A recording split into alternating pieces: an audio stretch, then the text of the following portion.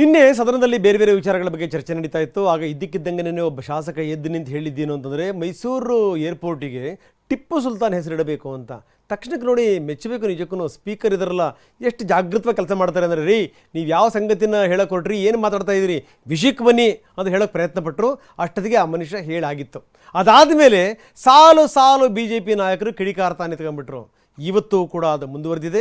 ಹೇಗೆ ಕಾಂಗ್ರೆಸ್ನವರು ನೀವು ಹೆಸರಿಡಿ ಅಂತ ಹೇಳಿದ್ರಿ ಅಂತ BJP ಪ್ರಶ್ನೆಗಳ ಮೇಲೆ ಪ್ರಶ್ನೆಗಳನ್ನು ಹಾಕ್ತಾ ಇದೆ.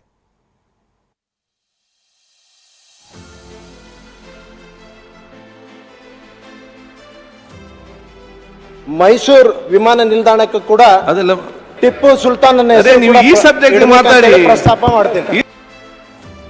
ನಾಮಕರಣಕ್ಕೂ ಮುನ್ನವೇ ರಣರಂಗದಲ್ಲಿ ಟಿಪ್ಪು ಜಟಾಪಟಿ. ತಮ್ಮ ಹೇಳಿಕೆಗೆ ಬದ್ಧ ಎಂದ ಕೈ ಶಾಸಕ, ಮುಗಿಬಿದ್ದ ಬಿಜೆಪಿ. ಟಿಪ್ಪು ರಾಜ್ಯ ರಾಜಕೀಯದಲ್ಲಿ ಟಿಪ್ಪು ಹೆಸರಿನಲ್ಲಿ ನಡೆದಿರುವ ವಾಗ್ಯುದ್ಧಗಳು ಎಂದು ನೆನೆಯದಲ್ಲ. ಹಿಂದಿನ ಬಿಜೆಪಿ ಸರ್ಕಾರದಲ್ಲೂ ಹಲವಾರು ಕಾರಣಕ್ಕೆ ಟಿಪ್ಪು ವಿಚಾರವಾಗಿ ದೊಡ್ಡ ದೊಡ್ಡ ಮಾತಿನ ಕಾಳಗಗಳೇ ನಡೆದು ಹೋಗಿದ್ವು. ಇದೀಗ ಹೊಸ ವಿಚಾರ ಏನಂದ್ರೆ ಮೈಸೂರು ವಿಮಾನ ನಿಲ್ದಾಣ. ಕಾಂಗ್ರೆಸ್ನ ಶಾಸಕ ಪ್ರಸಾದಬ್ಬಯ್ಯ ಮೈಸೂರು ಏರ್ಪೋರ್ಟ್ಗೆ ಟಿಪ್ಪು ಸುಲ್ತಾನ್ ಹೆಸರಿಡಬೇಕು ಅಂತ ಸದನದಲ್ಲಿ ಪ್ರಸ್ತಾಪ ಮುಂದಿಟ್ಟಿರೋದೆ ಈಗ ಟಿಪ್ಪು ಫೈಟ್ಗೆ ಮತ್ತೆ ವೇದಿಕೆಯಾಗಿದೆ. ಆದ್ರೆ ಇಂದು TV9ಗೆ ಮತ್ತೆ ಹೇಳಿಕೆ ಕೊಟ್ಟ ಪ್ರಸಾದಬ್ಬಯ್ಯ ತಮ್ಮ ಹೇಳಿಕೆಯನ್ನ ಸಮರ್ಥಿಸಿಕೊಂಡ್ರು. ಒಂದು ಟೋಪಿ ಹಾಕ್ಕೊಂಡು ಖಡ್ಗ ಇಟ್ಕೊಂಡು ಮೆರೆದಂಥವ್ರು, ಟಿಪ್ಪು ಅವರ ಬಗ್ಗೆ ಅಭಿಮಾನದ ಮಾತನಾಡಿದವರು, ಏಕಾಏಕಿ ಇವರು ರಾಜಕೀಯ ಮಾಡಲಿಕ್ಕೆ, ಎಲ್ಲೋ ಒಂದು ಕಡೆ ಒಂದು ಸಮಾಜವನ್ನು ಕಡೆಗಣಿಸಲಿಕ್ಕೆ, ಒಂದು ಸಮಾಜ ಒಂದು ಧರ್ಮವನ್ನು ಟಾರ್ಗೆಟ್ ಮಾಡಲಿಕ್ಕೆ ಈ ರೀತಿ ಮಾಡುವಂಥದ್ದು ಸರಿಯಲ್ಲ. ಪ್ರಸಾದಬ್ಬಯ್ಯ ಮಾತಿಗೆ ಧ್ವನಿಗೂಡಿಸಿ ಸಚಿವರು ಮೈಸೂರು ವಿಮಾನ ನಿಲ್ದಾಣಕ್ಕೆ ಟಿಪ್ಪು ಹೆಸರಿಟ್ಟರೆ ತಪ್ಪೇನಿದೆ ಅಂತ ಬ್ಯಾಟ್ ಬೀಸಿದ್ದಾರೆ.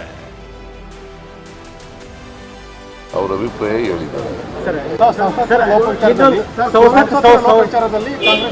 ನಾವು ಸರ್ಕಾರ ತೀರ್ಮಾನ ಮಾಡಿದೀವ, ಅವ್ರ ಅಭಿಪ್ರಾಯ ಹೇಳಿ. ನಾನು ಅದ್ರ ಬಗ್ಗೆ ನನಗೇನು ಇದುವರೆಗೂ ಮಾಹಿತಿ ಇಲ್ಲ. ನನ್ನ ಮುಂದೆ ಯಾವ ಮಾಹಿತಿ ಇಲ್ಲ. ಕೇಳಿದ್ರು ಕೂಡ ತಪ್ಪೇನಿದೆ. ಎಲ್ಲರೂ ಒಂದೊಂದು ಹೆಸರುಗಳನ್ನು ಇಟ್ಕೊಂಡು ಹೋಗ್ತಾ ಇದ್ದೀವಿ. ಟಿಪ್ಪು ನಮ್ಮ ರಾಜ್ಯಕ್ಕೆ ಕೊಡುಗೆ ಕೊಟ್ಟಿರುವಂಥದ್ದು, ಬ್ರಿಟಿಷರ ವಿರುದ್ಧ ಯುದ್ಧ ಮಾಡಿರುವಂಥದ್ದು ಎಲ್ಲ ಪ್ರಕರಣಗಳಿದ್ದಾವೆ. ಅದರಲ್ಲಿ ತಪ್ಪಿಲ್ಲ. ಅದರಲ್ಲಿ ಅವರ ಭಾವನೆಯನ್ನು ಹೇಳಿದ್ದಾರೆ, ಅದು ಸರ್ಕಾರ ಪರಿಗಣನೆ. ಮೈಸೂರು ಮಹಾರಾಜರ ಹೆಸರಿಡುವಂತೆ ಬಿಜೆಪಿ ಆಗ್ರಹ. ಟಿಪ್ಪು ಹೆಸರಿಟ್ಟರೆ ತಪ್ಪೇನು ಎಂದು ಹೇಳಿದಂತ ಕಾಂಗ್ರೆಸ್ ನಾಯಕರಿಗೆ ಬಿಜೆಪಿ ತಿರುಗೇಟು ಕೊಟ್ಟಿದೆ. ಕಾಂಗ್ರೆಸ್ನ ತುಷ್ಟೀಕರಣ ನೀತಿಗೆ ಜನ ಉತ್ತರ ಕೊಡ್ತಾರೆ ಅಂತ ಕೇಂದ್ರ ಸಚಿವ ಪ್ರಹ್ಲಾದ್ ಜೋಶಿ ಹೇಳಿದ್ದಾರೆ. ಶಾಸಕ ಬಸನಗೌಡ ಪಾಟೀಲ್ ಯತ್ನಾಳ್ ಮೈಸೂರು ಮಹಾರಾಜರ ಹೆಸರು ಇಡಬೇಕು ಅಂತ ಆಗ್ರಹಿಸಿದ್ದಾರೆ.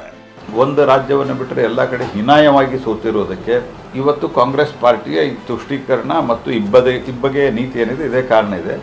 ಅದನ್ನು ಮಾಡಿದರೆ ಪುನಃ ಒಬ್ಬ ಮತಾಂಧ ವ್ಯಕ್ತಿಯ ಹೆಸರನ್ನು, ಇತಿಹಾಸದಲ್ಲಿ ಸ್ಪಷ್ಟವಾಗಿ ದಾಖಲಾಗಿರುವಂಥ ಒಬ್ಬ ದುಷ್ಟ ಹಿಂದೂ ವಿರೋಧಿ ಮತಾಂಧನ ಹೆಸರನ್ನು ಇಟ್ಟರೆ ಜನ ಅದಕ್ಕೆ ಉತ್ತರವನ್ನು ಕೊಡ್ತಾರೆ. ಅವ್ರಿಗೆ ಓಟ್ಗೋಸ್ಕರ ಎಂಥ ಕೀಳು ಮಟ್ಟಕ್ಕೂ ಕಾಂಗ್ರೆಸ್ ಅವರು ಹೋಗ್ತಾರೆ. ಅವರು ಟಿಪ್ಪು ಸಂಸ್ಕೃತಿಯನ್ನು, ಟಿಪ್ಪು ಸಿದ್ಧಾಂತದ ಮೇಲೆ ಬಂದಿದ್ದಾರೆ. ನಾವು ಹಿಂದೂ ಸಿದ್ಧಾಂತದ ಮೇಲೆ ಬರ್ತಾ ಇದ್ದೀರಿ. ಜನ ತೀರ್ಮಾನ ಮಾಡ್ತಾರೆ. ನಾಲ್ವಡಿ ಜಯಚಾಮರಾಜೇಂದ್ರ ಒಡೆಯರ್ ಏನಿದ್ರು, ಅವ್ರು ಭಾಳ ದೊಡ್ಡ ಕೆಲಸ ಮಾಡಿದ್ದಾರೆ. ಇವತ್ತು ಬೆಂಗಳೂರಿಗೆ ಏಷ್ಯಾದಲ್ಲಿ ಮೊದಲ ಬಾರಿಗೆ ವಿದ್ಯುತ್ಕರಣ ಆಗಿದ್ದು ಯಾರ ಕಾಲದಾಗ ಅಂದರೆ ಜಯಚಾಮರಾಜ ಒಡೆಯರಿಂದ. ಹೀಗಾಗಿ ಆ ಭಾಗ ಡೆವಲಪ್ ಆಯಿತು. ಈ ಕಡೆ ಯಾಕೆ ಆಗಲಿಲ್ಲ ಅನ್ನೋದು ಉತ್ತರ ಕರ್ನಾಟಕ ಬಗ್ಗೆ ಸಾಕಷ್ಟು ಚರ್ಚೆ ಆಗಿದೆ. ಈ ಕಡೆ ಎಲ್ಲ ಇಲ್ಲಿ ಆಡಳಿತ ನಿಜಾಂಶಾಹಿ, ಆದಿಲ್ಶಾಹಿ ಇವೆಲ್ಲ ಡೆವಲಪ್ ಆಗಲಿಲ್ಲ. ಆ ಕಡೆ ಭಾಗ ಡೆವಲಪ್ ಆಗಿದೆ. ಮತ್ತು ಅಲ್ಲಿ ಹೋಗಿ ಯಾರ್ದೋ ಹೆಸರು ಇಡ್ತೇನೆಂದ್ರೆ ಹೆಂಗಾಗ್ತದೆ? ಈ ಮಧ್ಯೆ ಸಂಸದ ಪ್ರತಾಪ್ ಸಿಂಹ ಕೂಡ ಈ ಕುರಿತು ಮಾಧ್ಯಮ ಪ್ರಕಟಣೆ ಹೊರಡಿಸಿದ್ದಾರೆ. ಬಿಜೆಪಿ ಸರ್ಕಾರದ ಅವಧಿಯಲ್ಲಿ ನಾಲ್ವಡಿ ಹೆಸರು ಇಡಲು ನಿರ್ಣಯ ಮಾಡಲಾಗಿದೆ. 2022 ಆಗಸ್ಟ್ 18ರಂದು ನಾಲ್ವಡಿ ಕೃಷ್ಣರಾಜ ಒಡೆಯರ್ ಹೆಸರಿಡಲು ಕೇಂದ್ರಕ್ಕೆ ಶಿಫಾರಸು ಮಾಡಲಾಗಿದೆ. ಈ ನಡುವೆ ಕಾಂಗ್ರೆಸ್ನ ಚರ್ಚೆ ಅಸಂಬದ್ಧ ಅಂತ ಗುಡುಗಿದ್ದಾರೆ. ಯಾವುದೇ ಕಾರಣಕ್ಕೂ ಟಿಪ್ಪು ಹೆಸರಿಡಲು ಬಿಡಲ್ಲ ಅಂತ ಕೆರಳಿದ್ದಾರೆ. ಸದ್ಯ ಶುರುವಾಗಿರುವಂತಹ ಟಿಪ್ಪು ಕದನ ಲೋಕಸಭೆ ಅಖಾಡದಲ್ಲೂ ಸದ್ದು ಮಾಡಿದ್ರೂ ಅಚ್ಚರಿಯಿಲ್ಲ. Bureau report TV9.